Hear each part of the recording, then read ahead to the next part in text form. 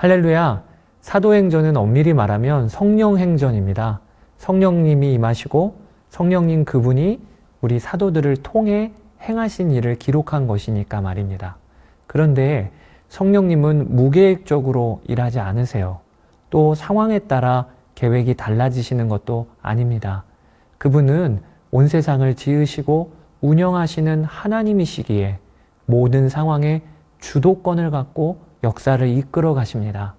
사도행전 10장에 이르기까지 사도들은 대적자들의 위협을 받았습니다.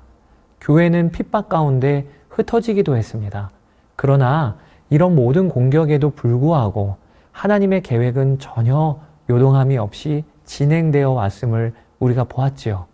그러면 사도행전 속에 담긴 하나님의 계획은 무엇입니까? 그것이 바로 예수님이 승천하시기 전에 하신 말씀, 오직 성령이 너희에게 임하시면 너희가 권능을 받고 예루살렘과 온 유대와 사마리아와 땅끝까지 이르러 내 증인이 되리라. 이 예루살렘으로부터 시작된 주의 복음의 역사가 점점 확장되어 땅끝까지 이르는 것, 이것이 사도행전 안에 담긴 하나님의 계획입니다. 하나님은 이 일을 위해 지금도 온 세상을 운영하고 섭리하십니다. 우리가 사는 세상의 역사는 사도행전 1장 8절의 전개의 역사요, 이 성경 구절의 성취의 역사라 해도 과언이 아닐 것입니다.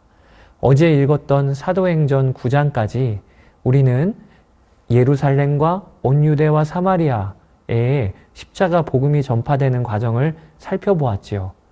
아직까지는 유대인 중심이었던 거예요. 그리고 오늘 우리가 읽을 사도행전 10장은 드디어 주의 복음이 땅끝까지로 넘어가는 중요한 분기점이 되는 사건을 기록하고 있습니다. 한번 보시죠. 이스라엘은 당시 로마의 지배 아래에 있었어요. 로마는 이스라엘 중부 해안가의 항구 도시인 가이사랴를 건설하고 그곳에 군사를 배치했고 총독을 파견시켜 다스리게 했습니다. 우리가 잘 알고 있는 총독 본디오 빌라도도 로마로부터 파견되어 가이사랴에서 근무했던 거죠. 오늘 본문에는 이 가이사랴에 주둔하고 있던 이달리아 부대, 로마의 부대죠. 그곳에 백부장 고넬료가 등장합니다. 고넬료는 매우 경건하여서 온 집안과 더불어 하나님을 경외하는 자였어요. 이방인임에도 불구하고 여호와 하나님을 믿는 그는 백성들을 많이 구제하고 또 항상 기도하는 자라고 기록됩니다. 한날은 고넬료가 제9시쯤, 지금으로 오후 3시가 되는데 기도하는 중에 환상을 보기를 하나님의 사자가 그에게 나타나셔서 그를 아신다고 말씀하십니다. 내 기도와 구제가 하나님 앞에 다 기록되고 있다. 하나님이 너를 기억하신다. 참 은혜지요. 그리고 그에게 말씀하시기를 요바에 가서 무두장이 시몬의 집에 그곳에 유숙하는 베드로라 하는 시몬을 청해 집으로 부르라고 하셔요. 고넬료는 환상 중에 받은 하나님의 지시를 따라서 부하 하나를 불러 하인들과 함께 요바로 보냅니다. 고넬료의 환상과 동시에 또 하나의 환상이 벌어지는데 그것은 요바에 있던 베드로에게 펼쳐진 환상입니다.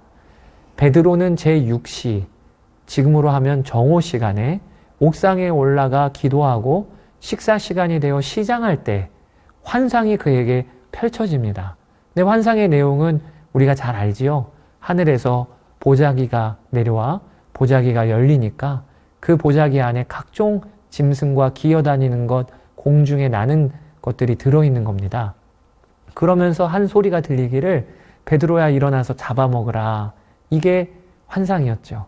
베드로는 처음에는 하나님이 나를 시험하는 줄을 알았을 것입니다. 왜냐하면 보자기 안에 들어있는 짐승들은 부정한 것으로 율법에서 먹기를 금하고 있는 음식들이기 때문입니다. 그는 유대인이었기 때문에 이 음식 규정을 철저히 배웠고요. 지켜왔을 것입니다. 그런데 환상 중에 이 부정한 것을 먹으라 하시니 당연히 그는 의심이 들었겠죠. 그래서 그는 거절합니다. 그럴 수 없나이다. 속되고 깨끗하지 아니한 것을 내가 결코 먹지 아니하였나이다. 그런데 이 베드로의 응답에 주님이 그래 잘했지 라고 말씀하지 않으시고요. 재차 먹으라고 하셔요. 그러면서 하나님께서 깨끗하다 하신 것을 내가 속되다 하지 말라 이렇게 말씀하시는데 이 일이 3번이나 반복되는 거예요. 베드로가 환상을 본 후에 고민이 됐겠지요. 3번이나 반복되니까요. 그가 고민하고 있을 마침 그때 고넬료가 보낸 사람들이 무두장이 시몬의 집 문 앞에서 베드로를 찾는 일이 벌어진 겁니다. 뭐라고 그들이 베드로를 찾았냐면 여기 베드로라 하는 시몬이 있습니까? 이렇게 찾았던 거예요. 사랑하는 여러분, 저는 이 부분에서요 참 재밌는 상상을 해봅니다. 고넬료가 보낸 사람들이 베드로를 찾는데 베드로라 하는 시몬을 찾았다고 기록되어 있어요. 전 이게 참 특이하다 싶습니다. 여러분, 사도행전에서 베드로는 지금까지 베드로라고 하는 시몬 혹은 시몬 베드로 이렇게 언급된 적이 없어요. 교회의 지도자인 그에게 반석이라는 의미의 베드로, 또 예수님께서 친히 지어주신 이름인 베드로라는 명칭만 쓰여왔습니다. 그런데 왜 오늘 본문에서는 갑자기 베드로라 하는 시몬이 되었을까요? 왜 성령님께서는 고넬료에게 베드로라 하는 시몬을 찾으라 하셨을까요? 저는 베드로를 향하여 주님께서 다음과 같은 말씀을 주시기 위함이라는 생각이 들어요. 베드로야, 너도 원래 베드로가 아니라 시몬이었지 않니? 내가 너를 베드로라 여기고 그렇게 이름을 불러준 것이지 않니? 여러분, 베드로의 원래 이름은 시몬입니다. 시몬은 구약성경 시므온의 헬라식 이름인데요. 이 이름의 뜻은 들음이라고 하는 뜻입니다. 이 시몬은요, 어떤 자였죠? 예수님의 십자가 사건 때 3번이나 부인한 자였어요. 또 가이사랴 빌립보에서 예수님이 십자가 지실 것을 처음 말씀하셨을 때 예수님의 바짓가랑이 붙잡고 주여 그럴 일이 절대 일어나면 안 됩니다 라고 대들던 자였어요. 그러니까 그는 반석이란 뜻을 가진 베드로가 어울리지 않을 정도로 흔들흔들 거리는 사람이었어요. 그런데 예수님은 그런 시몬에게 반석이란 뜻의 베드로라는 이름을 붙여주신 것입니다. 고넬료가 보낸 사람들이 베드로를 만나고 첫 마디로 당신이 베드로라 하는 시몬이요? 라고 물어보았던 것이죠. 여러분, 이 말을 들을 때 베드로는 어떤 생각을 했을까요? 저는 상상해 보는 거예요. 베드로라 하는 시몬이라는 말을 들을 때 그는 분명 그가 본 환상의 의미와 연결이 되었을 것입니다. 시몬아, 내가 너를 베드로라 여겼다. 베드로라 불렀다. 그래서 예수님을 3번이나 부인했던 내가 이제는 목숨의 위협에도 흔들리지 않는 베드로가 된 것 아니니? 그와 마찬가지로 하나님께서 환상 가운데 펼쳐진 음식들을 깨끗하게 여기신다. 그러니 너는 그것을 속되다 하지 말라. 이제 고넬료라 하는 이방인의 집에 가라.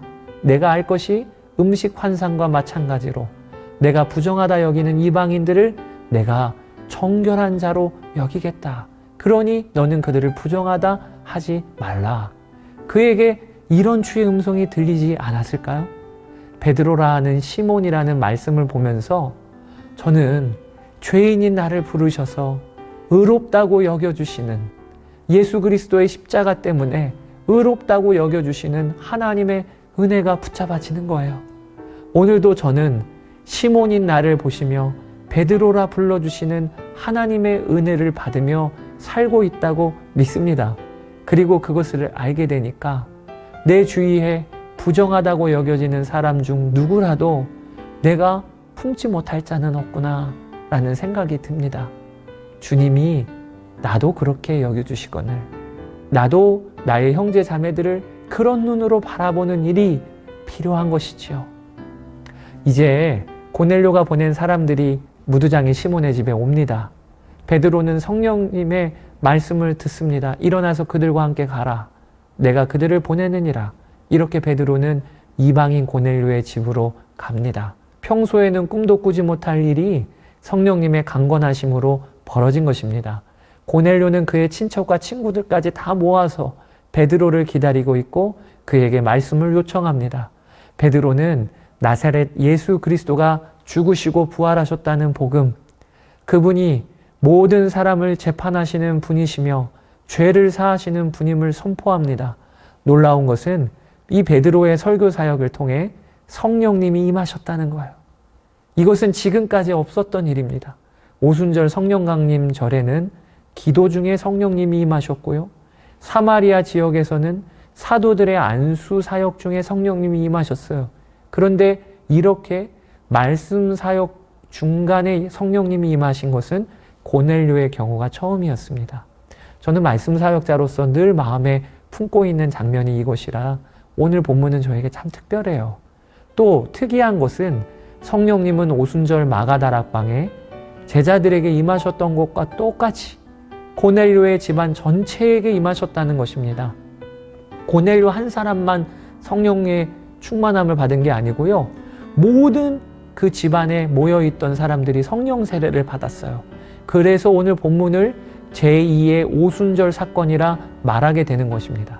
성령님은 그 자리에 있는 모든 이들에게 임하셨고 그들은 방언을 하며 하나님을 높였습니다. 베드로는요, 이방인에게 성령님이 임하신 사건을 오늘 본 거예요. 그동안에는 헬라인 유대인들까지는 주의 복음을 듣고 뒤집어졌지만 아직 이방인에게 복음이 넘어간 건 아니었어요. 그런데 오늘 본문을 기점으로 고넬료라고 하는 아예 이방인에게 성령님이 임하신 것입니다. 이것을 그 현장에 있던 베드로가 경험했으니 그의 생각의 틀이 깨졌을 것이에요.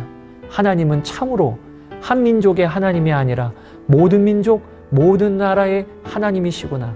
그래서 그는 세례 베풀기를 더 이상 주저하지 않습니다.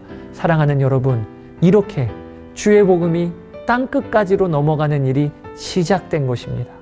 그래서 사도행전 10장은 의미가 있는 거예요. 오늘도 하나님의 복음이 전파되는 이 놀라운 사역은 진행 중입니다.